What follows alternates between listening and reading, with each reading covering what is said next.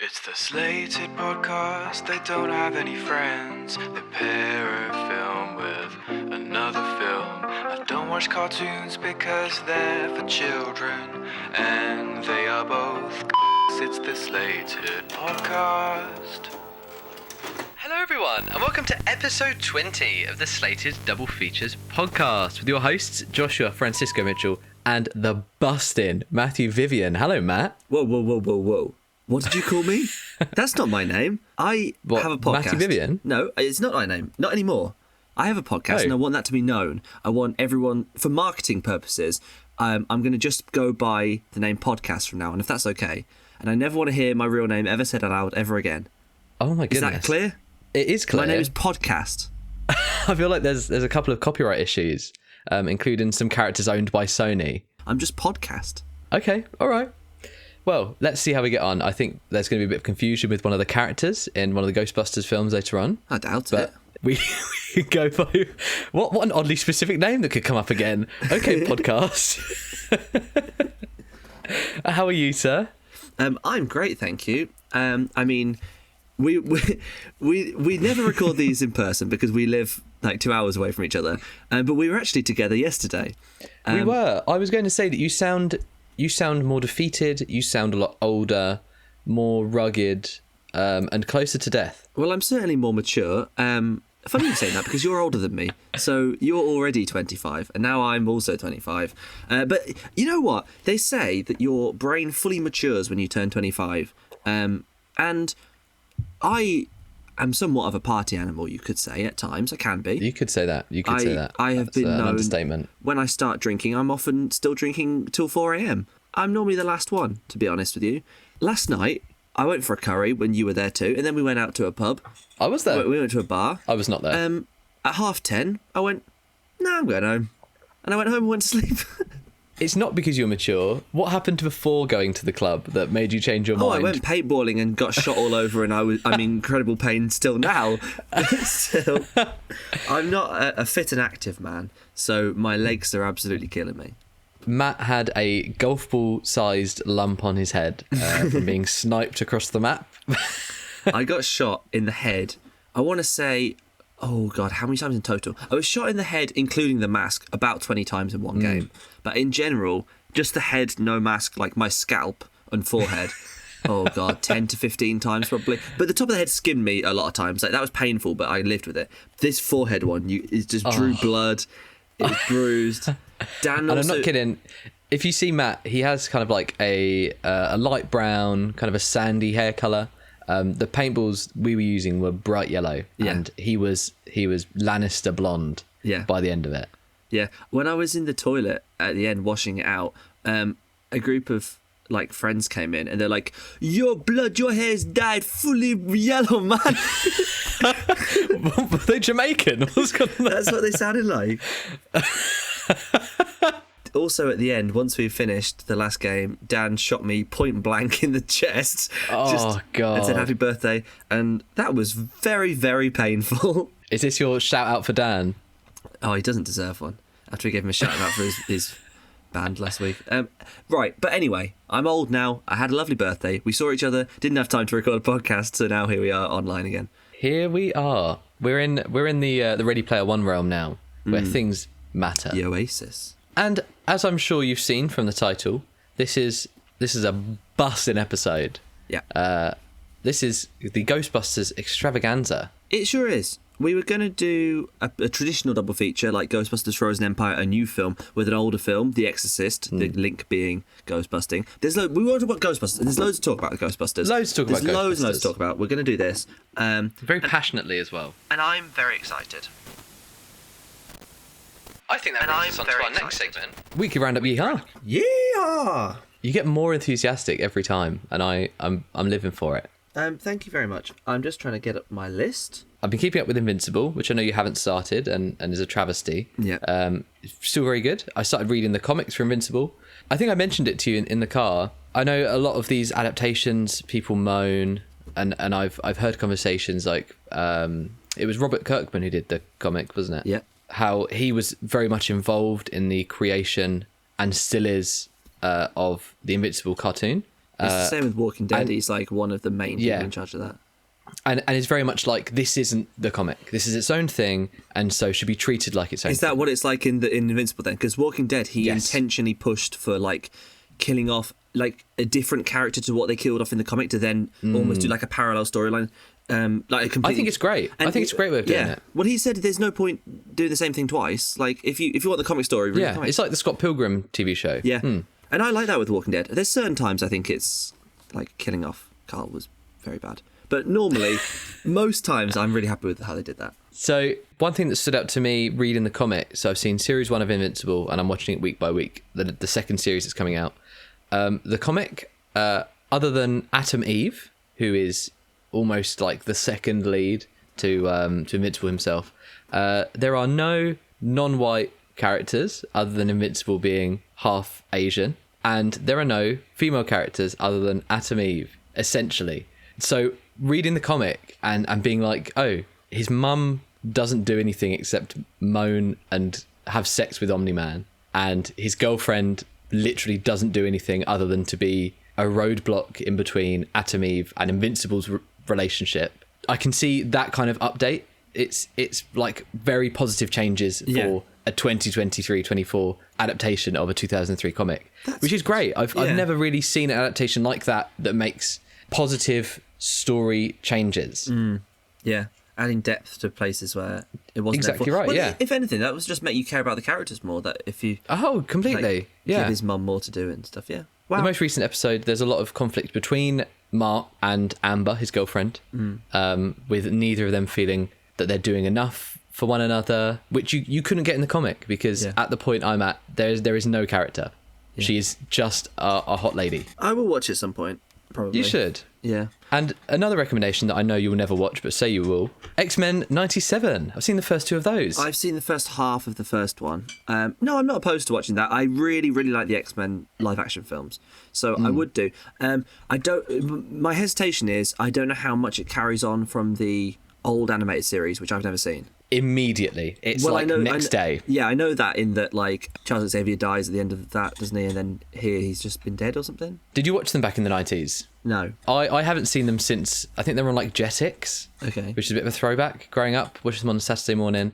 And as a stupid child, there's no concept of story. It's like, this is a really cool fight, and then something happens, and then there's another really cool fight. But I did go away and briefly look up where it ended. So this is treating it like Xavier's dead. The show ends, he's not dead. He's in a coma on another planet, being treated to come back to life. So although it's treated like he's dead, he's not. Yeah, he's like in a coma on a Shi'ar planet or some shit. Because he Professor X is in the opening titles. I kind of thought surely he's going to have some appearance in the show. I know Ross Marquand from The Walking Dead, Aaron, is voicing him. So I knew that he'd have a presence in the show, even if it was just flashbacks or visions or something. But cool. Yeah. Okay. Well, I guess I could do a quick Google of what happens. I sort of know the rough X-Men story, and I kind of feel like they're going to do a lot of stuff I know before. And I already know the characters. So I might check it out. I mean, I watched half the episode and I liked it. I like the animation style. It's really cool. After watching the trailer, I was like, it just looks a bit wrong. Like they're trying a bit too hard to make it like how it looked in the 90s, but I think it works really well in movement. But I think they update. Yeah, but it also feels kind of updated. Like you can tell it's all hand drawn, which is something definitely. you do not see at all. No, which you is don't. really lovely. No, I really like the look of it from what I've seen so far. The nicest thing is Cyclops is actually doing something that he doesn't do in the films. Yeah, he's actually a character and is leading the team. Have you seen him jump from that plane yet? Sick. No. So cool. I saw moments. in the opening scene they do that, like, you know, the meme where it's like, call an ambulance, but not for me. Like he does that with his laser beam eyes. Yeah. Oh no! Like Andrew Garfield's Spider-Man, you know, where the guy pulls out a little knife. And he's like, "Oh, my biggest weakness, a small knife," and he webs him. Sick. No, I'm very excited to watch it. I think they're out on Saturdays, so there's probably an episode 3 out at the minute. Okay. Not too sure. Nice. Very excited. Have you got a favourite Ghostbusters? Like a Ghostbuster as in like an individual or as in like a movie? However you took the question. I like Stance and I like Zedamore as well.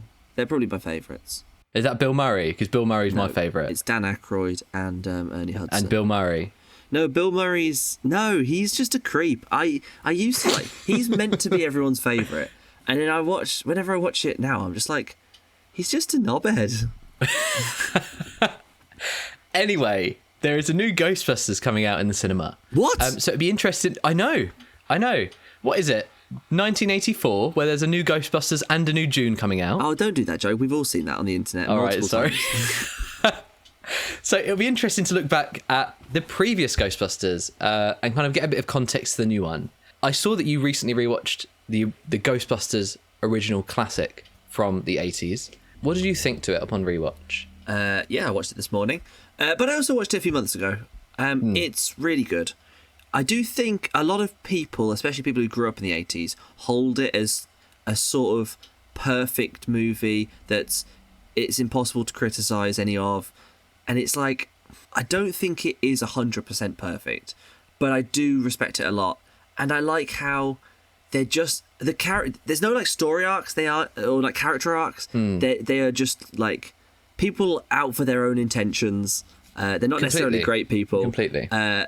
Busting ghosts, and it's witty. They be busting. And it's a very simple movie. We'll get into Frozen Empire in a bit. But the first movie is very few characters, very, very simple plot, and just some laughs along the way, and absolutely iconic. Every single line, every costume and prop and vehicle. Yeah. I think its simplicity is a very big positive for it. I think it's so tight. For me, I'm very much in that, within that criticism. I think it's a perfect film. Yeah. I think it's so tight. I think it's so original. I think it's so funny. And like you said, it's coined so many things. And you look, how many years ago is that? 40 years? Yeah. And it's still so ingrained in the zeitgeist.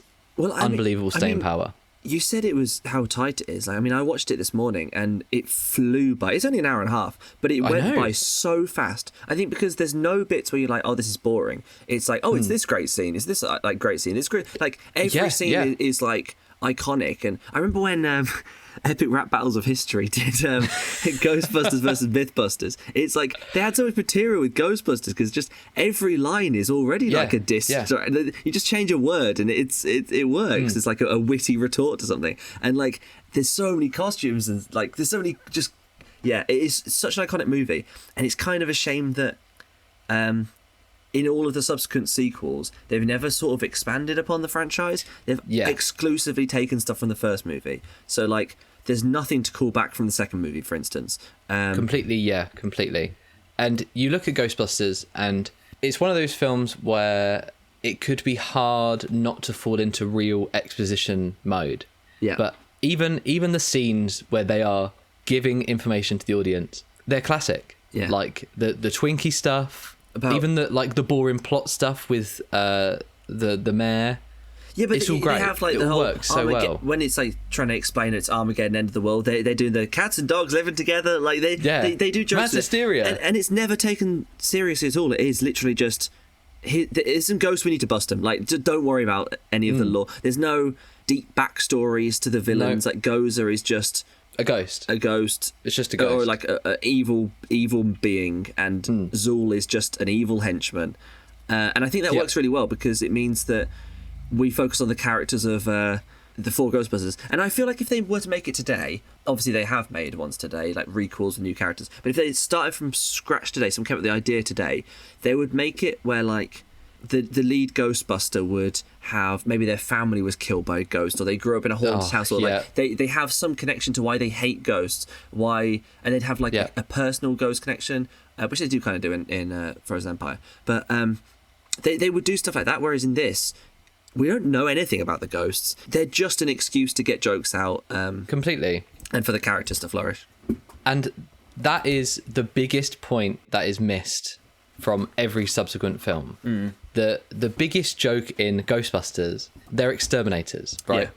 That's the joke. Yeah. It's like they're there to kill rats. Yeah. They don't think of them any more than that. I mean, their costumes are just straight up exterminate costumes. Yeah, they're not cool. They're not like badass costumes in any way. They're just like tan jumpsuits that look old already, and There's no existential questions about the ghosts. No. It's literally, you've got Dan Aykroyd, who is extremely passionate in the paranormal and wants to investigate it from a scientific way, and that's very similar with Harold Ramis's character.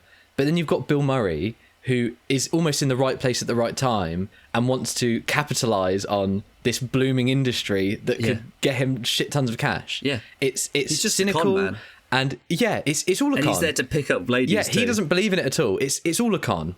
I mean, Winston literally doesn't for a second pretend like he's there for any reason other than for a paycheck. Yeah, I love that. And that's what works about it. Even Sigourney Weaver, Bill Murray is just there to pull her. Yeah, does not care at all. Like the tricks he pulls, like his introduction with the cards. Yeah, to flirt with that girl. Oh, it's great. Such interesting character work in a world that they almost don't care about. But it's such a unique take. Yeah, it is. I really like that a lot.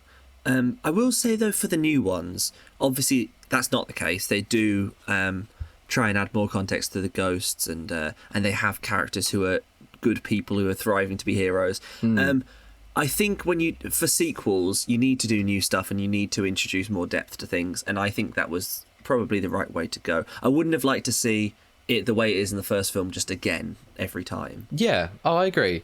And I, as kind of the same as everyone, I assume, like The Chosen One, that whole story, it's so boring. Yeah. And you could easily fall into that in Ghostbusters. You could find out that Dan Aykroyd is the chosen one of these ghosts and needs to do this and this to do this to save the world, and it's not that at all. Like, it's just by chance that they're there. And you could have like a chosen one thing with is it Dana, Sigourney Weaver's character? Like why she was chosen by why they were chosen. It's just by chance. They were there. They were just people who were just in a it does not matter at all.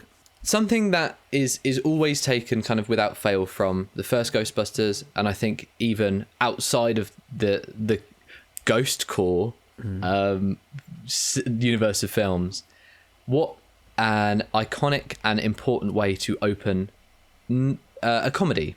Yeah. So you start in the library, and you've got the old librarian walking around, and you get the slower escalation of paranormal occurrences. Some so like the cards flying, and it's not a comedy scene. It is explicitly a horror scene. Yeah, I mean, it's not scary, but it's very much like in the genre of horror.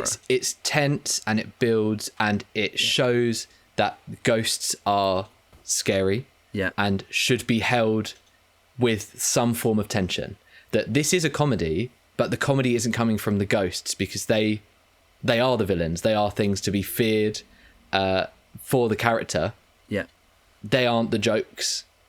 So even though it is a comedy going forward, you as an audience understand that there are stakes and that the ghosts can do damage, and you understand why it's important for the Ghostbusters, even though half of them don't really care about what they're doing, why it's important for them to stop Gozer, to stop Zool. Yeah.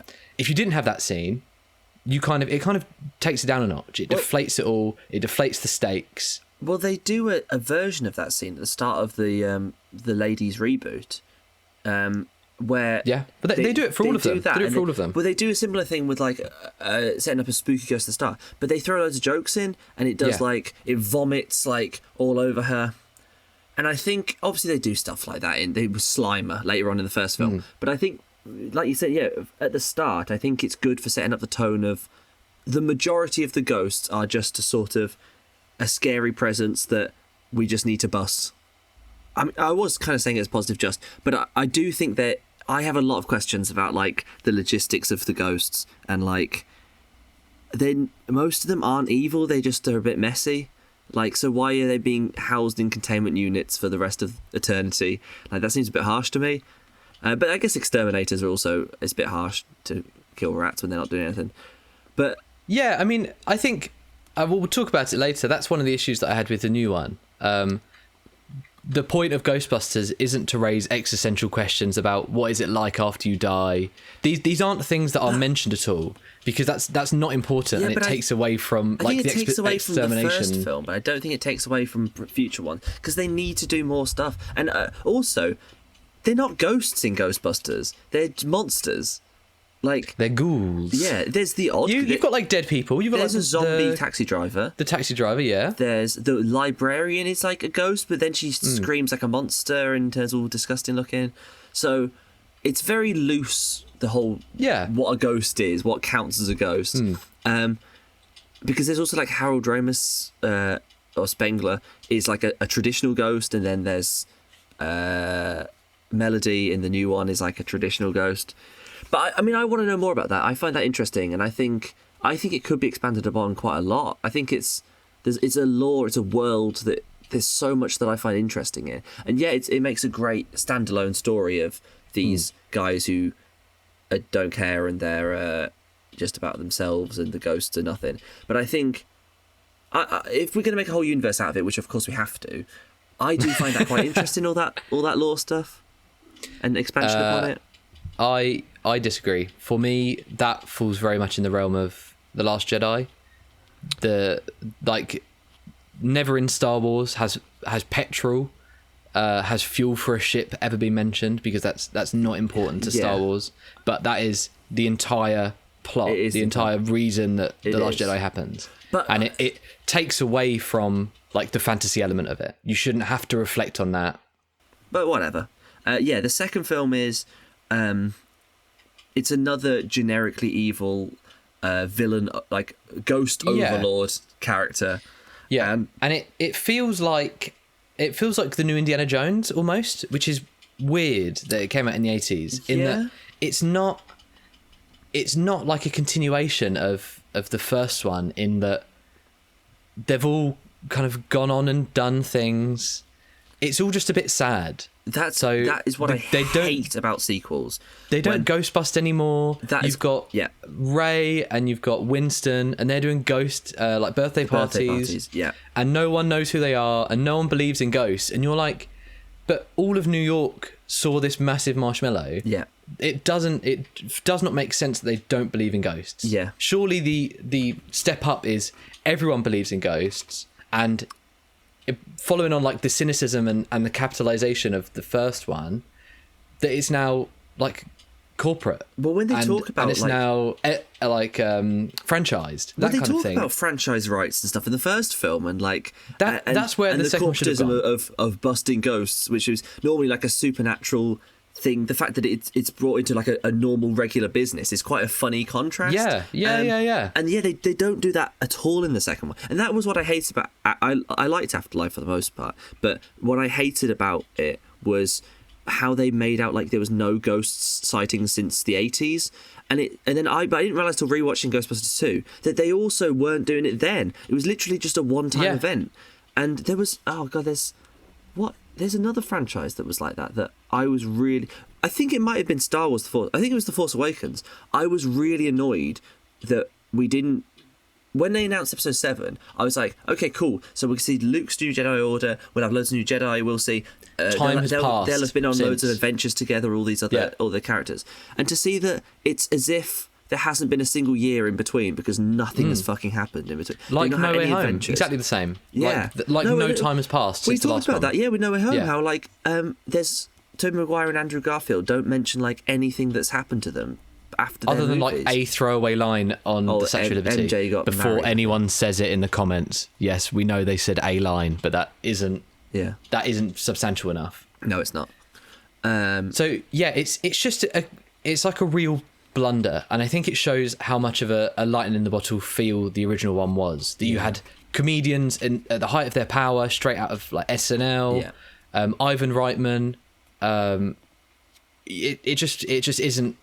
You can't replicate it. No. It's just one of those things.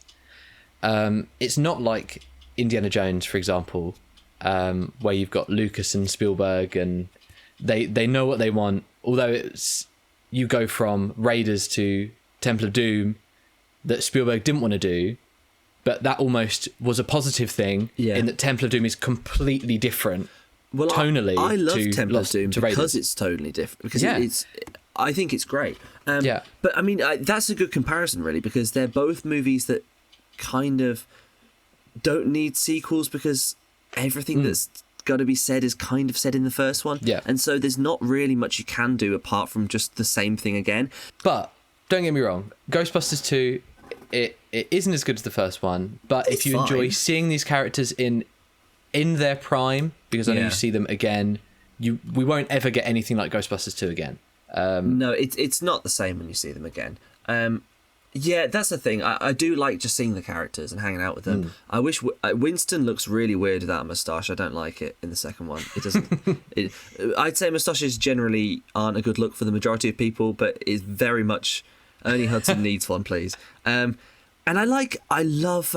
Everyone loves Rick Moranis. He's great. God, bring him back. I hope he does more stuff. I loved soon. how he was in the second one too, and then he becomes a Ghostbuster at the end, and then they make no mention of him in the new films. I know. But Saving him for the third one. But yeah, well, he might. I hope so. I was actually kind of. I was waiting for like a post credits for Frozen Empire, just hoping that we get Rick Moranis as a cameo, because he signed on to do a requel of Honey, I Shrunk the Kids called Shrunk. I heard that. That has been in development for years. It seems like it's probably actually not going to get made. But he did sign on for it, which means he is open to returning to acting, because he retired. I think he had like a disabled child or something, and he wanted to just raise them. Yeah. It was something like that, and he just decided to retire. But yeah, if he's up for coming back, I would like to see him again. But at the same time, I hate how they brought back like every single other part of the old films. That it's quite nice to have something that's just unique to these and doesn't get rinsed for nostalgia. But he's so good in these films, and he gets Bring back Peter McNichol Who's as Dr. What's his name? Dr. Janos or something. Oh, he's Janos. dreadful. I just see him and think, you were in Mr. Bean. Why are you a villain in this? I don't know who he is. I don't think I've seen him in anything else. I think when it came out, it had quite negative reviews. And I think retroactively, people have been like, it was fine. But Well, that's it killed just because... it, didn't it? People thought Ghostbusters was dead after the second, but now we're at the point of digging everything back up. Well, exactly. Here it is again. Yeah, it's mid. It's whatever. It's fine. But It is mid. It's not the definition of mid. It's From Ghostbusters 2 to the next one. so actually, good segue, because you said that people were kind of thought Ghostbusters was dead after Ghostbusters 2. When they did do a new Ghostbusters film in 2016, they decided to like completely reboot it, get rid of these characters. Completely. The At a point storyline's where they going wanted to do nowhere. reboots. Yeah, well, they thought this storyline's going nowhere. Let's just do new characters, keep the idea of busting ghosts, and we'll do something fresh. And how did that go, Joshua? It was great. And it really brought back that the reboot should be a thing. And it definitely improved on everything from the original. Such iconic characters, iconic lines. And I know personally, I have a tattoo from the 2016 one. Did you end up getting yours? I've got a small one of her licking the gun. No, of course not. We're talking about 2016's Ghostbusters Answer the Call, which was named after it came out. Yeah, it was because made people retroactively very given angry. a film title. Yeah. So let's flash back to 2016. I was in upper school, and I remember the trailer coming out, and it very quickly became the most disliked video on YouTube. You remember that? I do remember that. And what was the gimmick around 2016, Matt? It was Ghostbusters, but there were women, and there wasn't any jokes in it. They were women, and it wasn't funny. It was like painfully unfunny, and there was definitely a lot of discourse, which I was probably a part of, that was like kind of sexist and kind of like, women aren't funny, or like the idea that this could never work, when like of course it could work. It could work. I mean, Kristen Wiig, Melissa McCarthy, Kate McKinnon, Leslie Jones. They are all very funny comedians. Not sure about Leslie Jones, but the others have made me laugh in other things. Kristen Wiig, I think, is the most funny, has the best track record out of the four. Yeah. I think she's a very clever writer. I think she's got very clever delivery. She's without a doubt the least unbearable of that film. And not only disregarding everything that came before, which I think was probably the biggest issue with this, that it wasn't set in the original universe. Yeah. And I vaguely remember it being almost very proud that it had nothing to do with the original one. Well, that's weird, because they still do loads of nostalgia, and they do cameos for all the Ghostbusters. They do. Considering it's not even canon. Like, Bill Murray looks like he's got a gun pointed to his head when he gets killed off, doesn't he? He does get killed off, yeah. So but I quite liked Dan Aykroyd's cameo, and Ernie Hudson's was like fine. It wasn't necessary. The only way a new Ghostbusters film can be made, so I imagine Ghostbusters 3 was always on the cards, and Dan Aykroyd probably always pushed for a third one. But in order to get a Ghostbusters made, all 4 of the original actors have to agree that it gets done. Well, actually, even if they're not in it. Before we get into this, we should talk a bit about the cancelled Ghostbusters 3. Because go for it. I think part of the reason it didn't get made was because while filming Groundhog Day, Bill Murray and Harold Ramis fell out. And so I don't think Bill Murray wanted to do one, but they'd written a full script, Harold Ramis and Dan Aykroyd, but it is now adapted into I think it was Telltale made it, like it's a video game, and I've got that video game. I've only played some of it. It's great, the game, but that is the plot of the third movie. So would that have been a good film? It was a good game. I enjoyed it as a game. I cannot remember the story at all. Yeah, I seem to remember it was much the same as Ghostbusters 2. It was not really anything new, but anyway, that's what it would have been. That's what it would have been. But I believe, they fell out as part of it. I think they reconciled just before he died, but back to the shit one. They all must have agreed for Paul Feig to make his new one. Yeah, and Paul Feig also, he has a good track record. Like, he's made funny stuff. I'm binging The US Office at the moment. I see his name as like the director of loads of episodes. Like, he knows what he's doing. Bridesmaids, most famously. Bridesmaids. He's done loads of comedies that are mostly like women-led ones. Like, but yeah, Bridesmaids is a huge one. I know a lot of the humour in this. I haven't seen it since it came out, but a lot of the humour was almost taking jabs at the original fans. Yeah, which Hollywood has very quickly learnt not to do because people won't see it. It's very much gone from let's laugh at this because it's silly and anyone who likes it is silly to we need to embrace it to get on as much of a culture as possible. Yeah. Well, that's just such a strange... Why would you ever think that would work, though? I know. What else has he done? Paul Feig did Spy as well. He did Last Christmas, which was bad. He did The School for Good and Evil, which was bad. He did, like... After it came out and it got negative response, I thought he did quite a good... like message on Twitter or wherever it was. He said like basically like we all put a lot of work in. Like all I want to do is entertain people, and I'm sorry that maybe that didn't work out this time, but we tried our hardest, and hope you'll trust us in the future. Or whatever he said, and it was like, oh, poor guy. Like he really was trying, and shame it was bad. I think he handled it really well. He wasn't like oh fuck you guys, you don't get it. Like some people are. This is art. He's not like Ridley Scott. Like, why didn't you watch The Last Duel? Why you're too busy on your telephones? So the biggest issue with this, which is completely a Paul Feig issue, it's like he watched the behind the scenes of the original Ghostbusters and saw, oh, these are 4 classic comedians who are known for improv, and a lot of the jokes, from SNL, a lot of the jokes are improvised, especially Bill Murray. Yeah. You leave the camera rolling and Bill Murray is going to come out with something that is unbelievably funny. I mean, I think he came up with the word, using the word toast to mean dead. Yeah. From the original Ghostbusters. Oh, is that where it's from? I've heard that loads of times. I didn't know he came up with that. I think he shouts like he's toast. Yeah. But that's great. However, that humour, that 80s humour, isn't 10s humour. No. So improv is very different. Comedy's moved on since then, and leaving the camera rolling with Kristen Wiig, Melissa McCarthy, Kate McKinnon, Leslie Jones, and hoping they improvise just didn't work. I think completely you fell can in its tell face. improv a lot more these days because I think back in the when you watch like Ghostbusters, it's mostly any old film. It's mostly wide shots. They don't cut anywhere near as much, and so it kind of seems like part of the scene a lot more. Whereas when you watch a newer movie where it's like constant shot, reverse shot, and all this, you just because of the editing feels wrong. It feels more noticeably wrong when it's I don't know how to really describe it, but you can tell so much more clearly.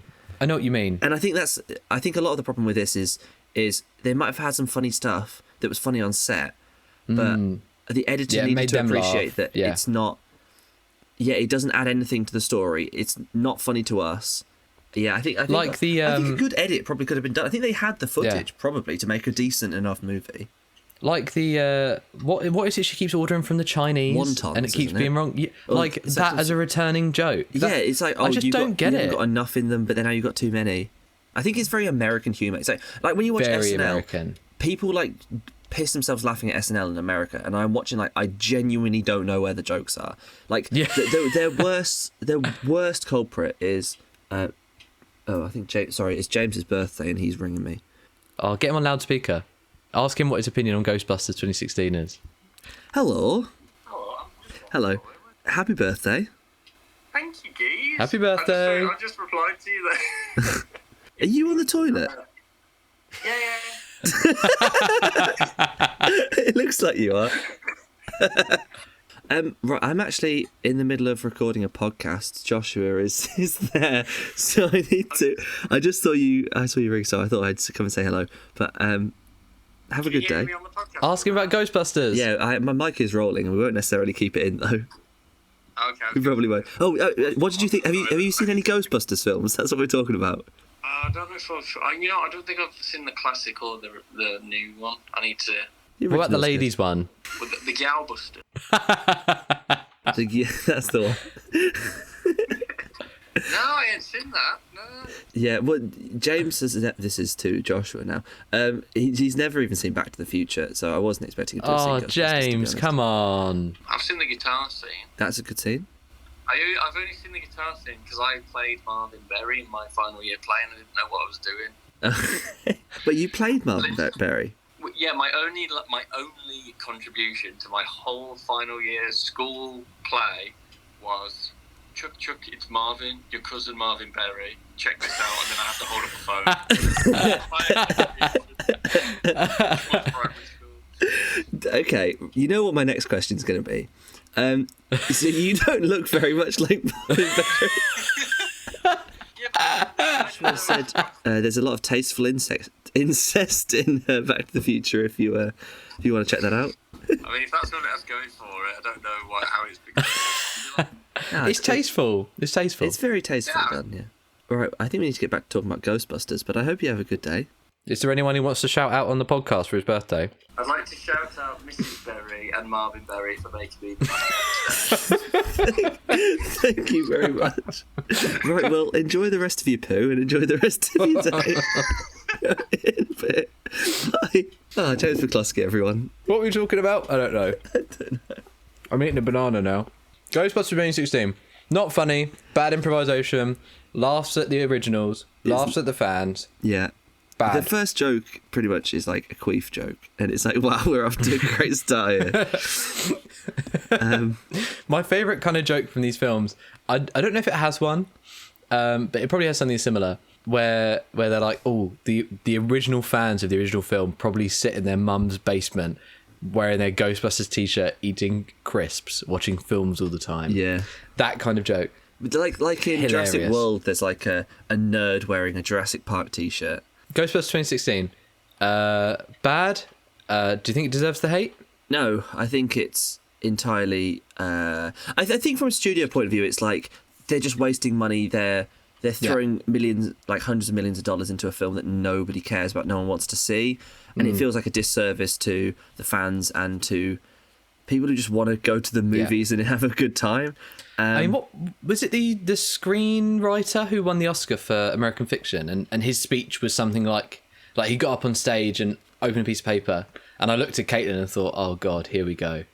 But then he said something like, studios stop funding a $200 million film that's going to flop, that no one's going to enjoy, and instead fund $50 million or $20 million films, and get people out there telling stories, not wasting money on Ghostbusters 2016, that kind of shit. Yeah, he did say that to the letter. Yeah, specifically Ghostbusters 2016.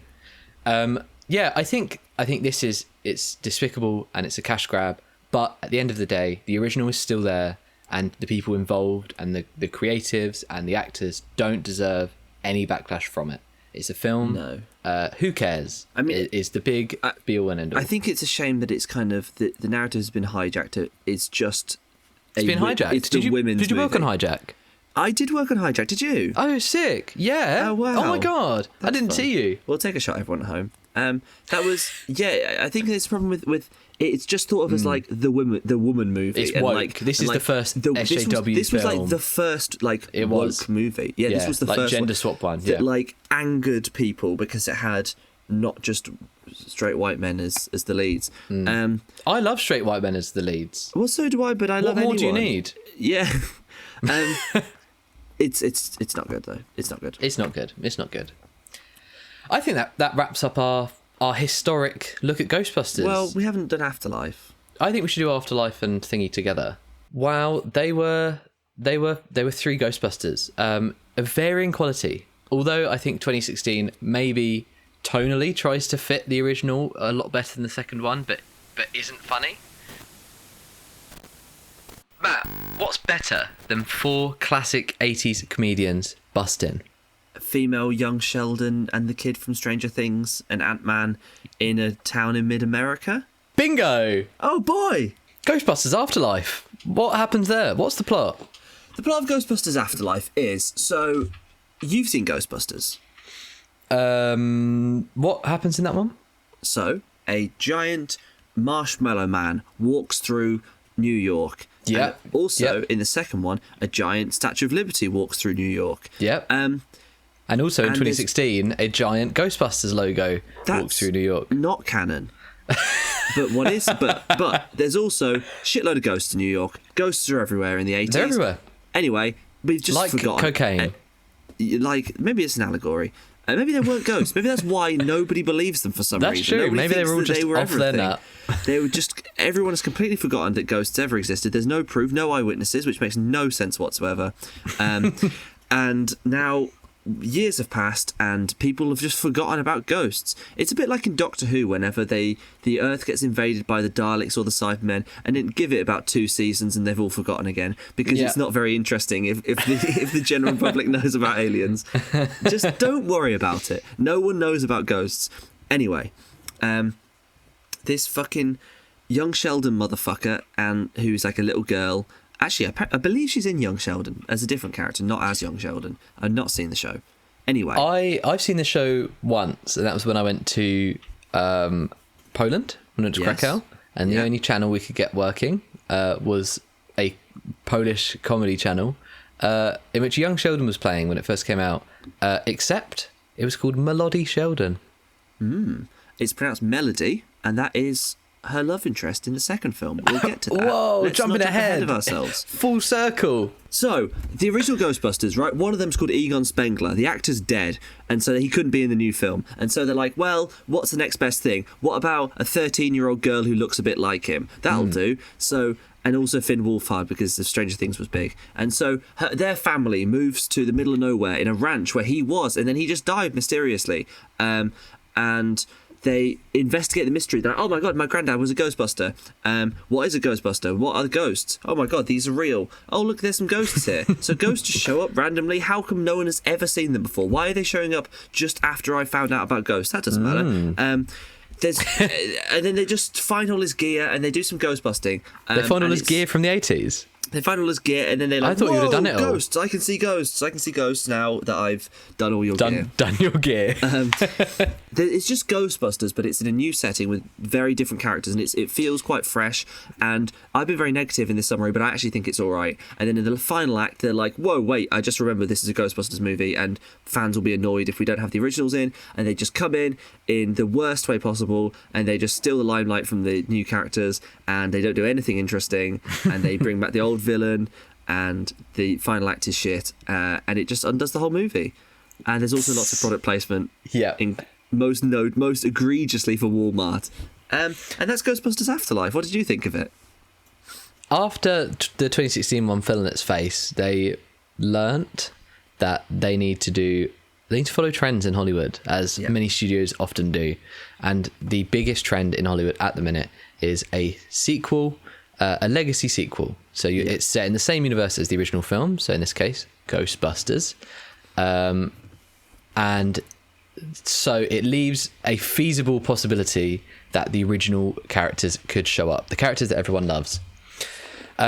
It's just a way to appease fans and to let them know that the canon of the original films, original stories are still there. Yeah. Like that means anything. It does not mean anything. They are fictional places, but hey ho. I want it to be set in the same universe, but weirdly, yeah, when I watched Afterlife, they took so long to bring back the originals. Originally, I was you forget about it. I was like, I only want to watch this movie to see the originals again. I can't wait for that. I've been waiting for it my whole life.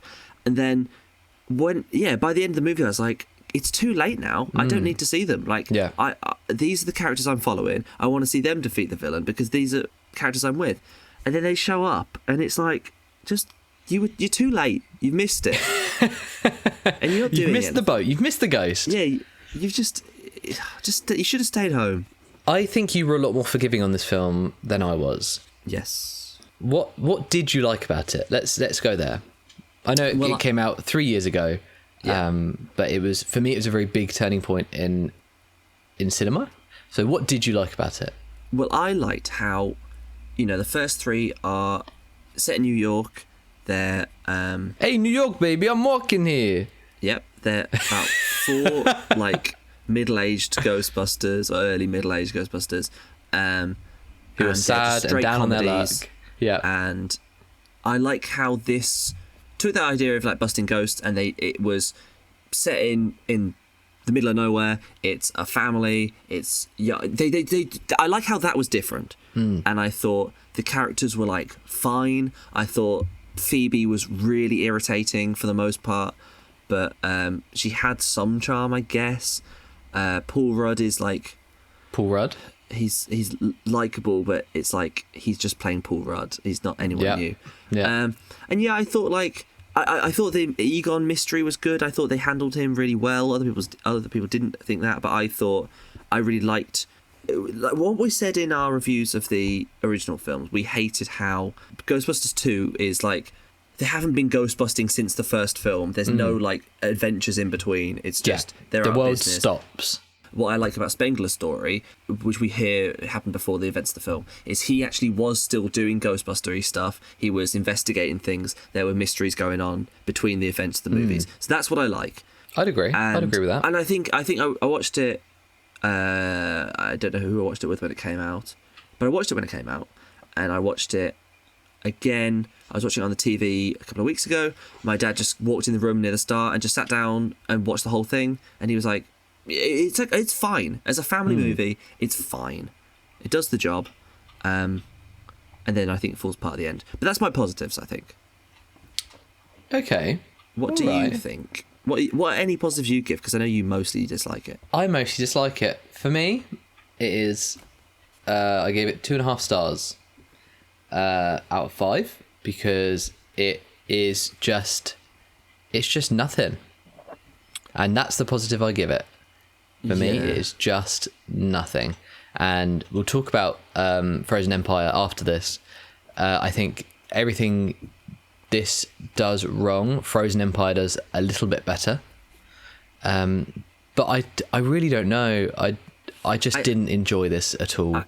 I think, for me, Afterlife and Frozen Empire are kind of similar to me as Fantastic Beasts 2 and 3, where it's like they both have a lot of flaws that you can really easily pick out, and so it's weird how they got to the point of it being shot without people in the offices and the producing that being like, I'm sorry, but these problems are really obvious. Why don't we fix them? Yeah. But those two films and these two films, they're completely different problems. I think they, I think this one. Another positive is like the first Ghostbusters movie. There's not that many characters. The original film, it's just 4 Ghostbusters: Sigourney Weaver, Rick Moranis, the guy he's not mayor yet, but he's like environmental Peck. whatever. Yeah, Peck. Is it Walter Peck or something like that? There's the mayor in one scene. There's the hotel man in one scene, and that's basically it. And it gives everyone a chance to shine. And I think that's what I like about Afterlife too. It's also pretty much just the family, the son's got a love interest, the daughter's got a friend, and that's it. All right, I'm just going to go into what I don't like. Okay, go. Slate it. I get it. For me, this is the day that the magic died when I saw this. Like, oh no, really, 2016 killed it. I think this brought it somewhat back to life. I disagree completely. I was a child when I saw Ghostbusters 2016, but 2021 I watched it as an adult man, and I just hated how sincere it was, and I hated all of the pandering. They were the two biggest issues for me. Like fan pandering. Yes. Yeah.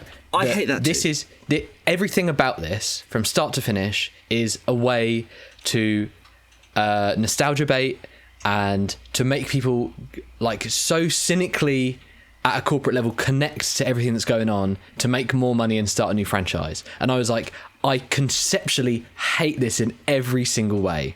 I completely agree with that, but I think it's kind of worse in Frozen Empire, because like the original Ghostbusters are barely in Afterlife, and I think they should have been utilized more. They should have been in a couple more scenes, and I think like Ecto 1's in it a bit, and like the Ghostbusters costumes are in it near the end, but like that's why the final act for me is rubbish. But like the first 2/3 of the movie, like I think is kind of all right, because I don't think it is very fan baity.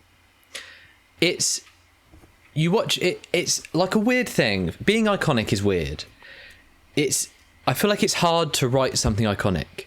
The only way something is iconic is if it takes off and is popular. And when it hits the zeitgeist, you can't fake it at all. So you watch the original Ghostbusters and you see Octo One and you see the proton packs and you see all these amazing things, Slimer, and they're just used. They're just Caitlin thought Slimer's name was Sliman in Ghostbusters today.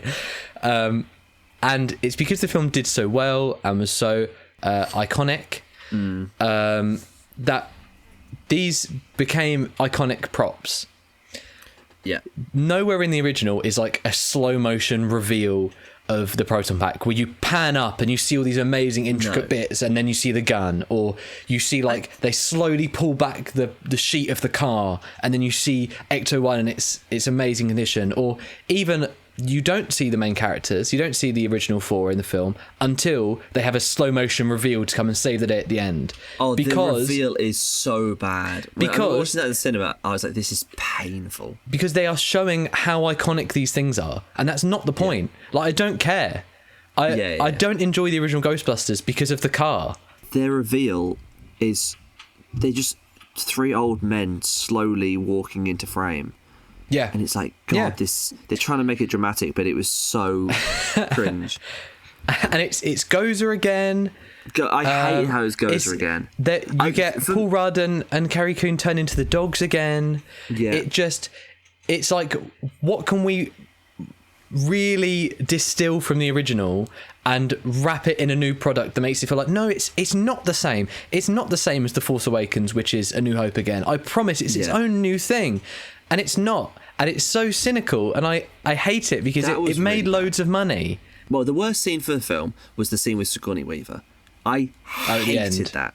Right at the end, like there's like mid-credit, post-credit scenes, and it's just like cameos, just like, oh look, she's in the movie. Oh, she's doing that card testing that he did. Which realistically in Peter Venkman's life 40 years later, why would that day have any impact on him? Why would he remember that test? Why would it mean anything other than it's in the first movie? He was flirting with a girl to set up his character. That's it. But it wasn't even her. It was someone else. Yeah.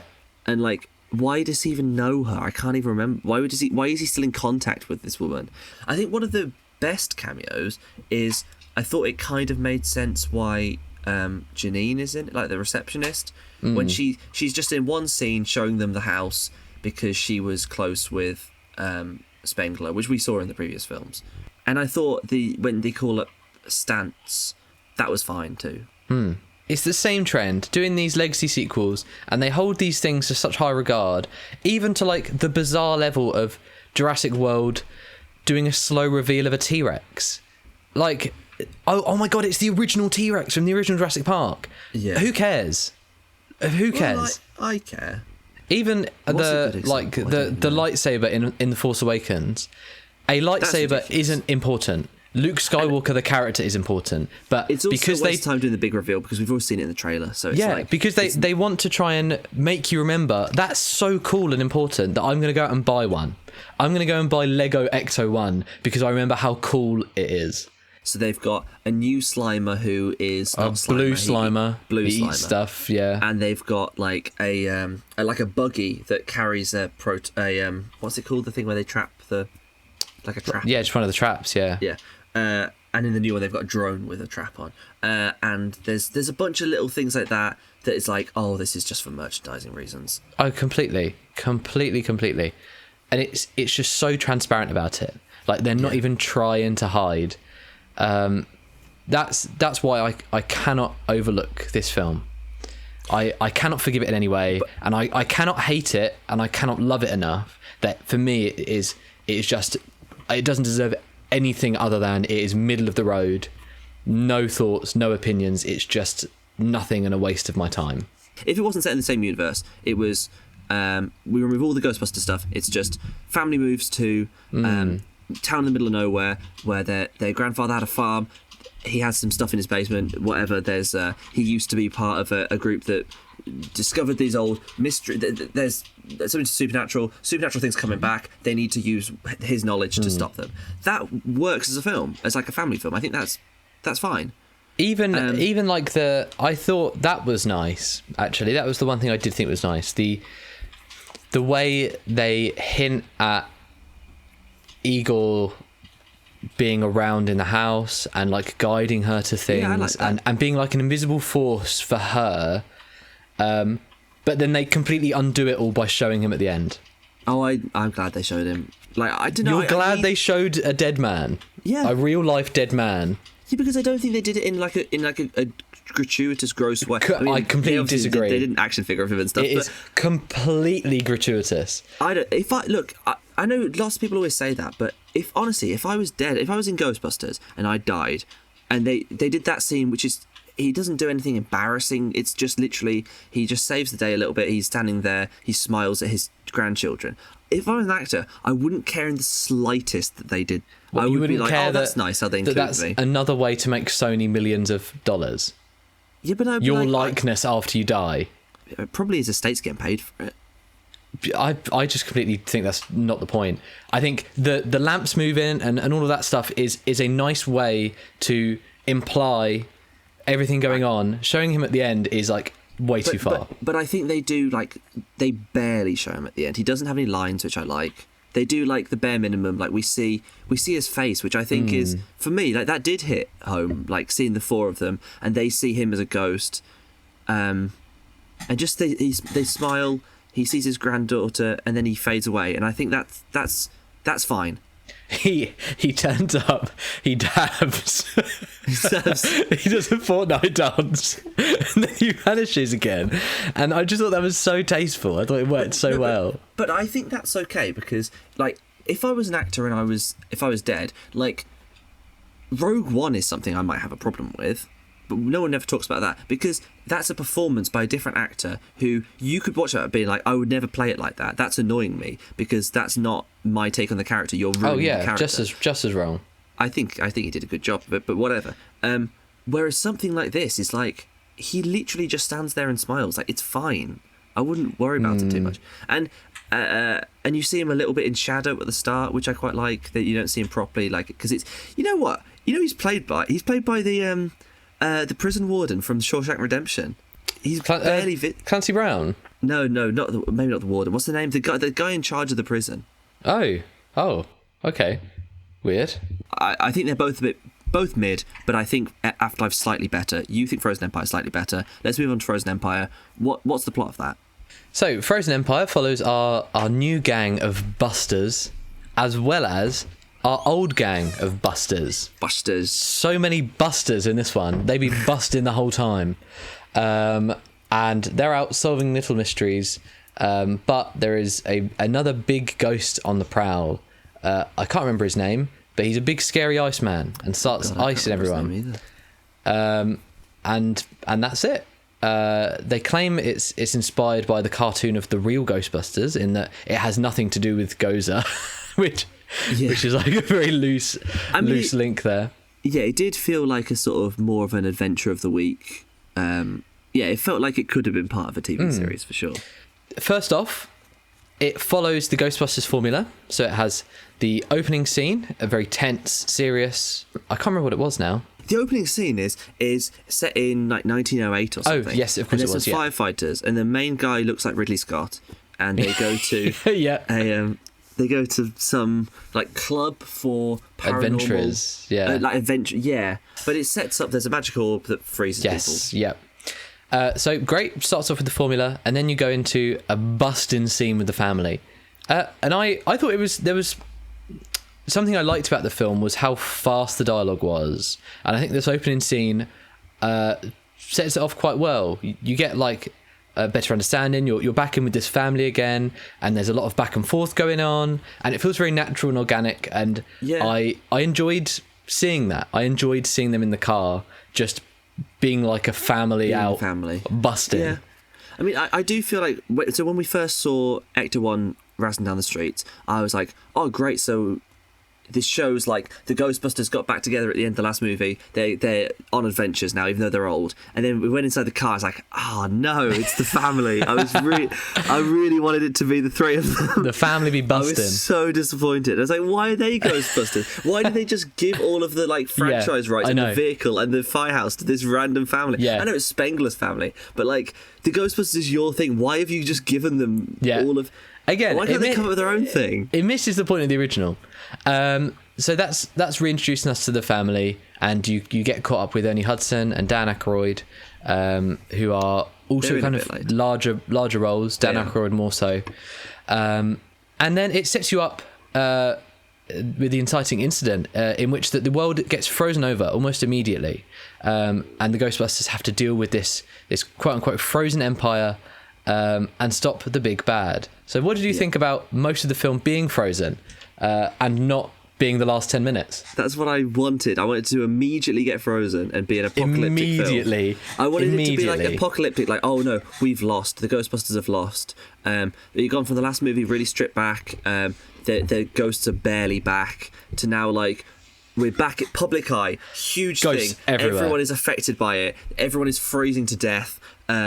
And there's this big force that's done this that we can't possibly stop. How are we gonna have to investigate? We'll go through the blizzards and everything to find some survivors who can give us clues to how to solve this. And that's what I wanted it to be, and it wasn't that at all. For me, I just felt like until the last act, it was just a series of characters just asking pissing experts. Around. Yeah, it was just them asking experts like, oh, so what is this? What is this? How does this work? Okay, well, we'll use this to do this. Oh, actually, what's this? Oh, let's go ask this expert what this is. And it's just it was almost like a murder mystery to me. It was just people asking questions about like trying to learn more information about things, and it's like, this isn't Ghostbusters for me. Like, I need the action scenes too. It felt like the only one was there wasn't even any action scenes. The final scene was just in the firehouse. In the firehouse, just standing in a row. Way too many Ghostbusters against way one guy. Too many. They're just standing there, and I thought this is.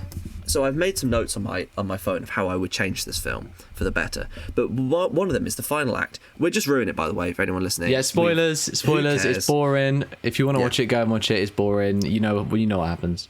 But I thought, because it's set up from the very beginning, the ghost entrapment thing in the basement of the firehouse is not functional anymore. It's old, whatever. But it's fine because Ernie Hudson's been building a new one. And there is now a new big fancy one that can contain millions of ghosts. So I thought it would be... So the villain comes to the firehouse. They're all in the firehouse, standing off against him. They try and entrap him in the thing, but it doesn't work because it's broken. And they're like, oh my God, we've got to lure this guy across town. And then it gives him an excuse to have action across the whole of New York to the other side of the town to trap him in the aquarium. And you could have, Finn Wolfhard's thing is they won't trust him driving the Ecto 1. And then in the actual film, just as the Ghostbusters theme tune is playing right at the end, they let him drive off. Not in any action, just drive down the road. He should have been driving the Ecto 1 in the final act to steer away the villain completely. And then you can have... Because also another thing is, you never, apart from when it first starts freezing, you see some people on a beach getting cold. But that's in the trailer. isn't in the it? trailer, But it yeah. happens right at the end. Right at the end, yeah. Right at the end. Which, considering it was at the start of the trailer, I assumed it was near. I thought that was like the inciting incident of the movie. Yeah.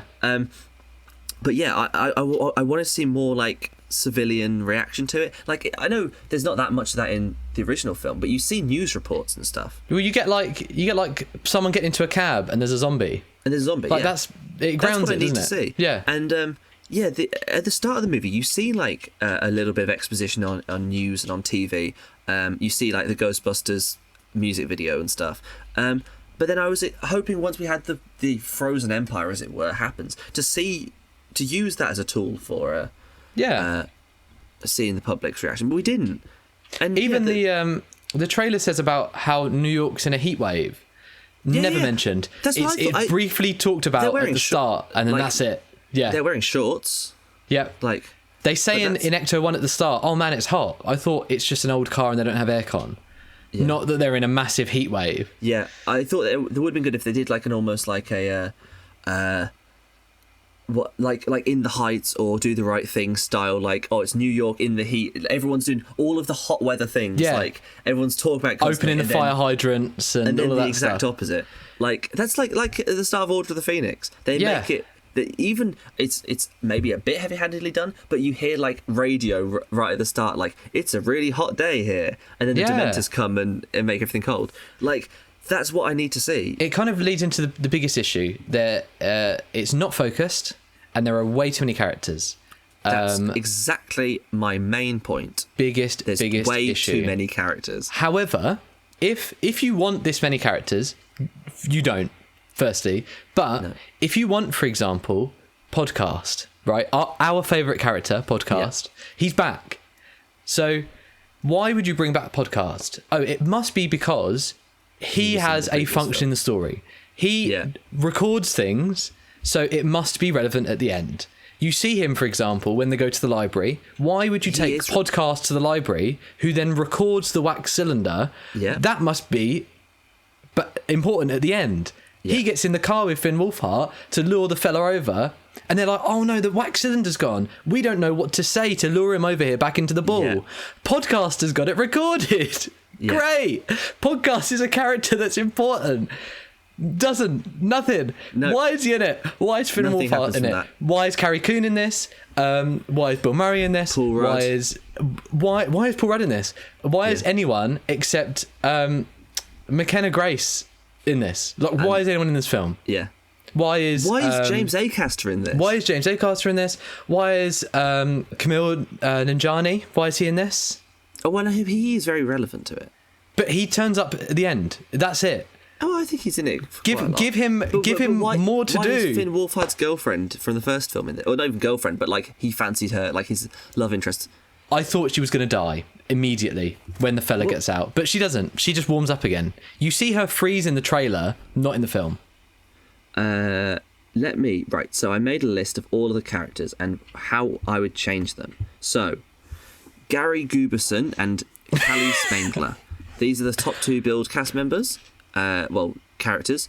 They are barely in the film. They have nothing to do. But I don't think that's necessarily a bad thing. I certainly don't want to see more from them. So I guess I'm kind of fine with the fact that they're in it and their parents and their whole thing is just to give character to Phoebe. make Paul Rudd a dad. Yeah.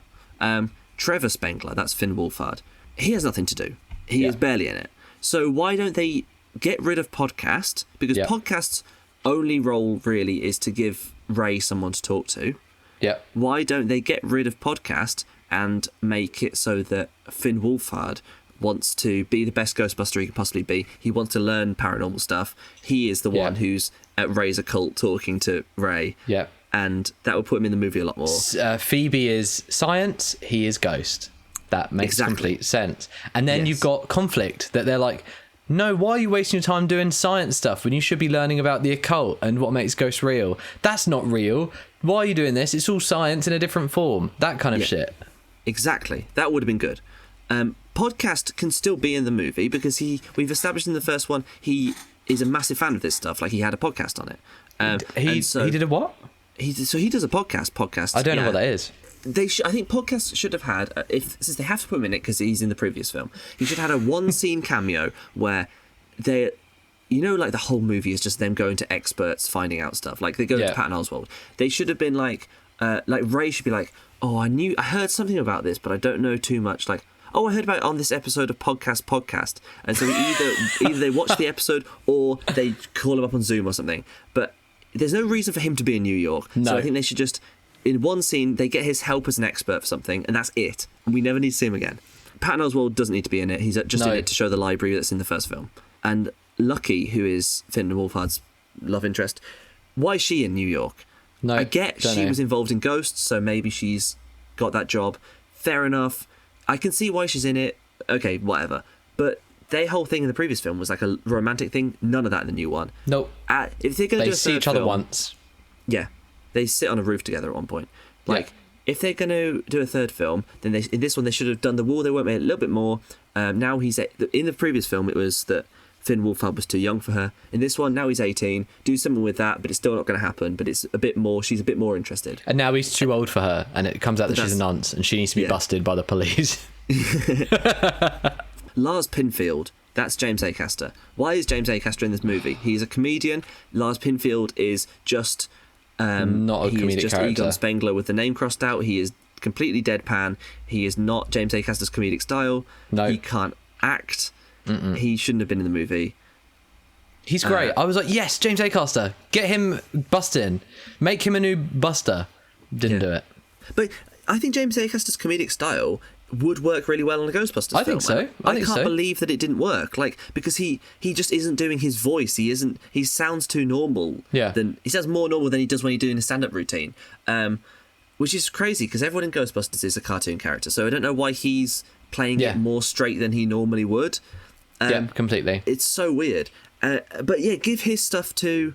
If you're saying that Lucky is now working for the Ghostbusters HQ, give that stuff to her and give that stuff to Venkman. Let them share that role. Because Venkman is barely in it. And he doesn't want to be in it, that's why. Well, yeah.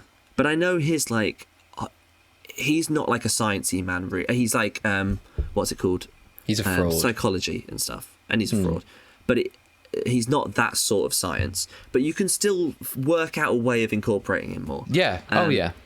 So yeah, that's what I'd do. Get rid of those characters or swap them around, and I think it'd be a bit better. Another big issue on that. So our main villain, big scary ghost man. You have this threat of big ghost man, and it follows the original Ghostbusters formula in that you only really see Gozer at the end. You literally see them at the end when the Stay Puft Marshmallow Man turns up, and that's the big fight, which is fine, and it works for the film because it's more about building up this world of ghosts. It's not about this big villain. It's more like a mystery to get to them. It's loads and loads of different ghosts is the movie, but they have to have a final act big thing, so it's just the biggest of the ghosts. Yeah, of course. Whereas this, it shouldn't be like that. It should be the big bad throughout. And the biggest issue with that, why mention that his horns were taken off to make him less powerful?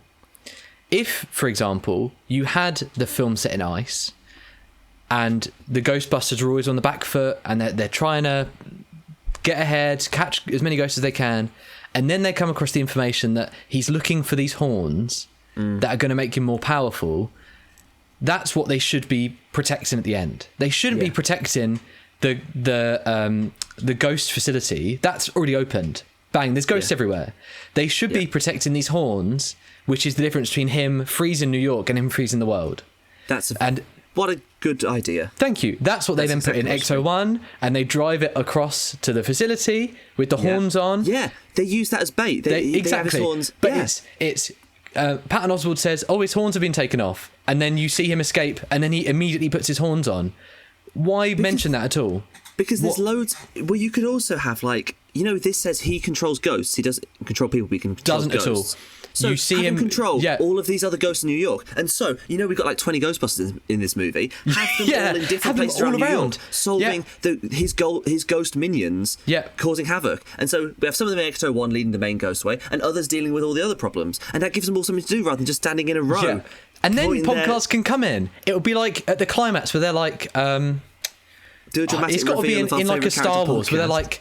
like, there aren't enough busters around. What are we going to do? We can't simply stop the ghosts in town. And then you hear, come in. And they're like, On your who's left. that? And then it's podcast.